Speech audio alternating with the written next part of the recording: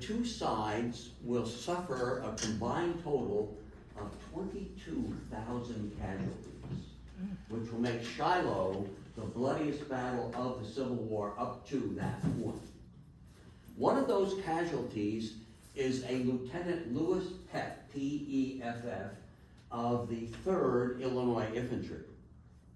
2 weeks after the battle, the lieutenant's widow comes to the battlefield in an effort to secure her husband's body and bring it back home for a proper burial in Illinois. She scours the battlefield for the better part of the day with no luck. Late in the afternoon, she's out in a remote part of the battlefield, and she sits on a large rock to take a breather, just looking out pensively in the distance. After a while, in the far distance, she notices an object moving toward her. As that object draws nearer, she realizes that the object is actually a dog. And as the dog draws nearer yet, she realizes that that dog is actually her dog and her husband's dog. The dog runs up to her, they have a reunion, and after a while the dog breaks free and heads back out in the same direction from where it had come. Partway out into the field, the dog stops. He turns, he looks at Mrs. Peff, and he seems to nod his head at her as if to say, "Follow me," and she does. And sure enough, that dog will lead her directly to her husband's grave. Later on, as Mrs. Peff is talking to other members of her husband's unit, they will tell her that that dog laid on top of her husband's grave for 12 consecutive days. And I ask you then, is there anything on planet Earth more loyal than the dog? Well, it is that loyalty in combination with the natural senses, being smell, hearing, night vision, which makes the dog the ideal candidate for the protection of troops around itself. In terms of smell, the human nose, our nose, has 40 million olfactory receptors. Not there. The dog's nose has 2 billion. 2 billion olfactory receptors. A whole lot better. In fact, the dog, in reality, can smell things out about 100 times better than we can. In terms of hearing, the dog's ear hears at a rate of about 35,000 hertz per second. The human ear, we barely manage, anybody know? We barely manage about 20,000. We're about 20,000 hertz. In fact, the dog can hear footsteps directly in front of itself while a jet fighter is taking off next to him. That's because the dog has the ability to close off. He can actually close off the inner ear and focus only on sounds directly in front of himself. And in terms of night vision, the dog's eye is built to see at night. First of all, it has a wider pupil, and this allows the entrance of all available ambient light. That would be the light given off by the moon and stars. Then in addition to that, the rods and the cones in the dog's eye are arranged to boost that available illumination. So seeing at night is not a problem for the dog. So it is this natural sensory perfection, okay, natural sensory perfection that the dog possesses, military or otherwise, because I know we've all seen it with our own dogs at home, that at times, haven't you noticed that the dog almost seems clairvoyant? Or sometimes you think, this dog's got a sixth sense. It's because of that, those wonderful natural senses they have. Now, in America's military today, dogs act in a wide variety of capacities. For example, you have patrol dogs, scout dogs, tracking dogs, comfort dogs, therapy dogs, drug detection dogs, cadaver dogs, And the #1 use of our war dogs in Iraq and Afghanistan would be in, EOD. say again? IED. Thank you, in explosives detection. She said the word, the terrorists love to plant these IEDs everywhere, these improvised explosive devices, the instruments of the devil. And those IEDs, they may indeed kill or maim an American military member, which is what the terrorists so dearly want, but they were every bit as likely to kill or maim an indigenous civilian. So every time one of our war dogs smelled out one of those bombs, then they were actually saving native civilian lives and limbs as well as American lives and limbs. Now, further, in America's military today, they have some preferences. I'd like to identify 3 preferences. #1, and before I even say this, well, I'll do the exception. Let me say it and I'll do the exception. #1, they prefer their dogs to be male. And a lot of times when I say that, a lady in the audience will respond by saying, yeah, for the aggression. Okay. But that's their first preference. #2, they prefer their dogs to weigh about 70 pounds or less.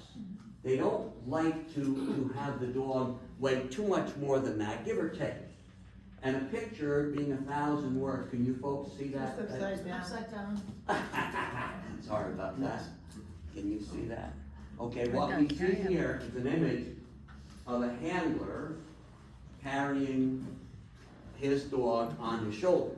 Now, the handler has the sworn obligation of getting his or her dog to medical attention should that need arise. So the High Command felt that by imposing a roughly 70-pound weight limit on the dog, they're lessening the burden on the handler. So that's the reason for the 70-pound weight limit. Then, can I go back to #1? I started to say the exception and I forgot it.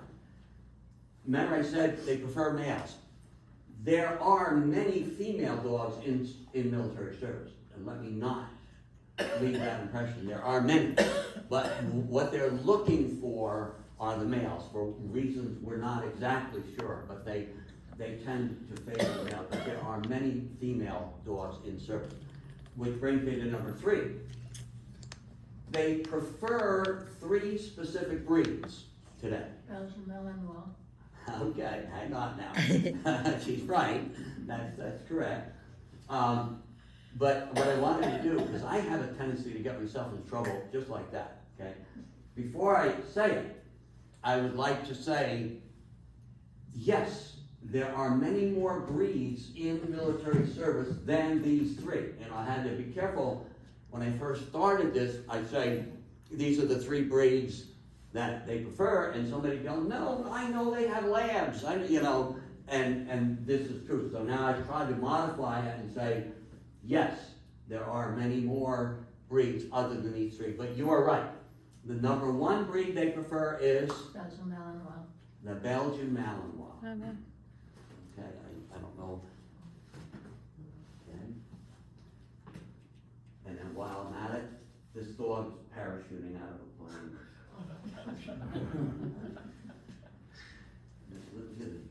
It's amazing. Incredible. Yeah. So they like the Belgian Malinois #1. Anybody got a guess on #2? Do you have a guess? German Shepherds. Boy, you're close. Mm-hmm.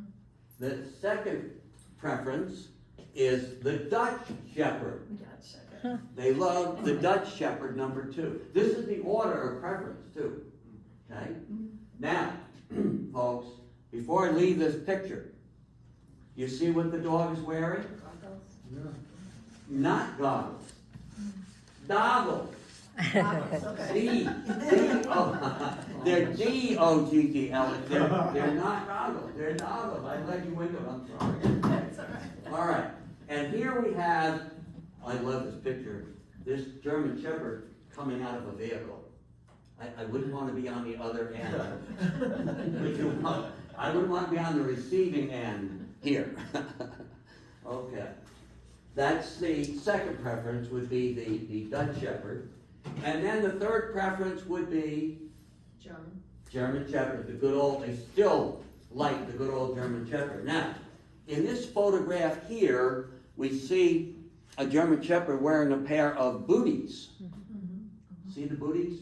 And that's to protect his sensitive paws from the burning sands of Iraq and right here in Afghanistan, the equally burning snows of Afghanistan.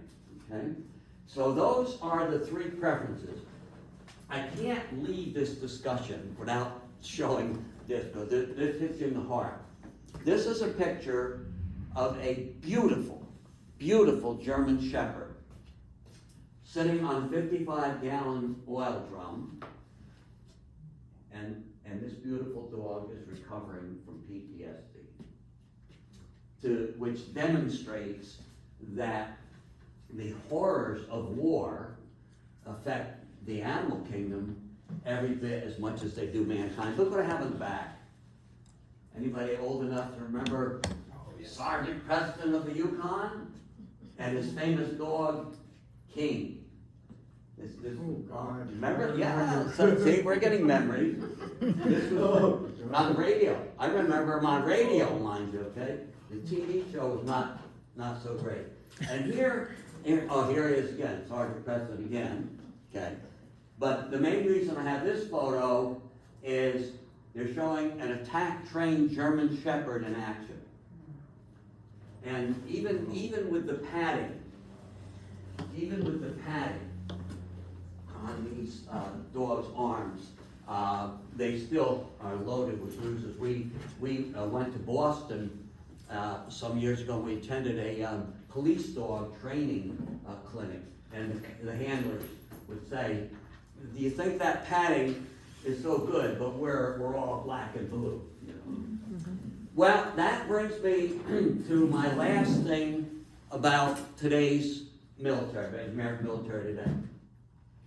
And if you detect a little bit of frustration in my voice, that's because it's there. And I'm going to be curious to see if anybody else has this pet peeve.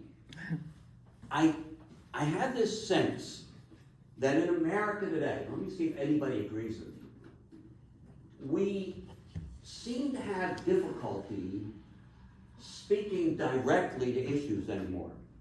It seems like we have two extremes in America. Everything is either a mouthful or some initials that I don't understand. I do know what WTF means. And if you don't, ask your nearest fourth grader. Okay. But I don't know if is this political correctness. I don't know what this, we seem to dance around things. We don't want to say something directly. When I was a kid, the old timers used to say to me, "Call a spade a spade.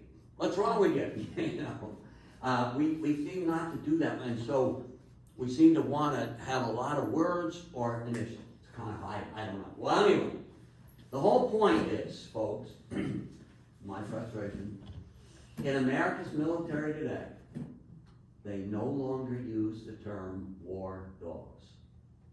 It is considered obsolete, old-fashioned, too direct, too concise.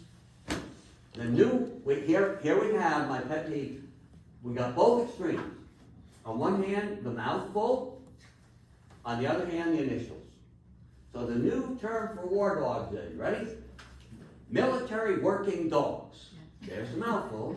Or MWDs. There's the initials. And far be WD, no. MWD. Like WMD? Why Why would they even do that? I would leave it alone. So, but if you're okay with it, I'm going to continue to use the old-fashioned term. I'm 84, so I can be old-fashioned. I'm going to continue to say war dogs or military dogs, and hopefully we're all on the same page. I'm curious if it'll change back now that it's Department of War. Yep. Yes. That's what I was thinking. Yes, that's very interesting. I'm not at all opposed to it, but I'm going to keep myself out of Again, trouble. change is very, very important. Yeah. You know, it's important, I'm sorry, I was told so. Yeah. So, yeah, okay, we have in the Air Force today, it seems like the Air Force is our prime mover in training our war dogs, okay? And so, I have 3 quotes. Number 1, an Air Force dog handler says, "It is the level of comfort that a dog brings to the unit he's with that simply otherwise would not be there." In other words, members of a unit feel like they got a much better chance of not being blown to bits by an IED or being caught in an ambush because of the presence of the dog.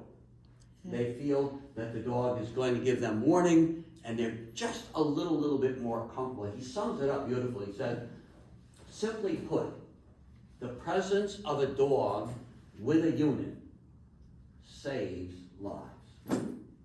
Presence of a dog with a unit saves lives. Then another Air Force dog handler says it better than all the words of this speech. In one sentence, he says, "There is not on planet Earth a piece of equipment that can do what the dog does." Think about that. There's no machine we have that can do what the dog does. Some years ago, I gave this speech. I say we live in Catskill, and there's a little hamlet below Catskill called Cement. And there's it's no longer in use, but it's a sportsman's lodge, and the VFW and the American Legion would meet there, and they invited me to speak to them, and I gave this speech. So we got talking about these differences, and it was very interesting to them. All right. Finally, an Air Force kennel master says that it must be remembered that both the training and the missions of the war dog be kept in an atmosphere of fun. It's got to be kept in an atmosphere of fun. Because to the dog, this is all a game. The dog knows that if he smells out that bomb, let's say, he's going to receive a reward. Now, the reward might be food, but as a general rule, in combat situations, they kind of shy away from food. Generally, the reward will be one of 3 things. Number 1, it could be heaps and heaps of verbal praise. Attaboy, attaboy, attaboy. Number 2, it could be a good, brisk rub down. Or it could be a combination. It could be a good, brisk rub down and a lot of attaboys. Or number 3, their favorite reward of all, a few moments to chew contentedly on their Kong toy. They love their Kong toy. Okay. Now, I got to go back for a moment. I had a senior moment. I was telling you about speaking at the Sportsman, and went totally blank. Ooh. Anyway, so the point I was trying to make, I gave that speech. At the end, I love to have discussion at the end. I learn a lot at the end when people tell me about things. In fact, that one of the speeches on the war dog, somebody gave me an actual certificate that their family got during the war for donating their dog to the war effort. Okay. Well, so this man came up. He's now passed on, but he came up to me. He worked for the federal government in Washington. And he said, "Ron, we had some kind of a detector, some kind of a machine that detected whatever it was they were looking on people coming into this facility in Washington, D.C. He said, we could not be 100%. Without fail, there would be somebody that could fool that machine." He said, "We had dogs." He said, "None of those dogs was ever fooled." There we go, where the Air Force dog handler said, there's not a piece of equipment on planet Earth that can do what the dog does. There's the point. The machines, humans fooled, but the dogs just could never be fooled. Okay? Now, in America today, we have police agencies across the country that have canine units. So those are police dogs. And then we have the war dogs. Now, that's always been, right? This is nothing new. And there's no denying the fact, there's no sugarcoating the fact that there are worlds of differences in the training and the missions of the police dog and the war dog. And in particular, and I don't like to go too far with this, but in particular, in terms of the lethality of the attack. And that's as far as I generally go. If anybody wants to discuss this with me afterwards, one-on-one, privately, I will be glad to go into more detail. I don't like to get too gory, okay, with the group. But if anybody wants to go further with that, I'll be glad to discuss it later privately. So, having said that, even though there are these vast differences, I think there are more similarities than differences. Okay? And I wonder if I could suggest 4 areas in which the police dog and the war dog are pretty identical, pretty close. Okay? Number 1, both the police dog and the war dog must demonstrate the ability to mingle calmly in with a crowd of people with his handler until one of 3 conditions. Until the dog is provoked by a suspicious person. Number 2, until the dog is commanded to do something by the handler. Or number 3, and nobody in this room is going to be surprised at this at all, I don't think. Should the handler ever be assaulted, attacked, the dog responds automatically without command, right? Is that a surprise to anybody? No, I couldn't imagine. You attack the handler, and you bet your boots that dog's going to protect the handler. And hopefully your life insurance is paid up. I never quite understood the mindset of a person that would attack a police dog handler or a war dog, I just, let me take the German Shepherd. Let me go back to the good old German Shepherd. The German Shepherd exerts a bite force of somewhere between 250 pounds, this is about a square inch, the bite force of 250 pounds per square inch, all the way up to about 700 pounds per square inch. Yeah. So, all right, let me put it a little bit differently.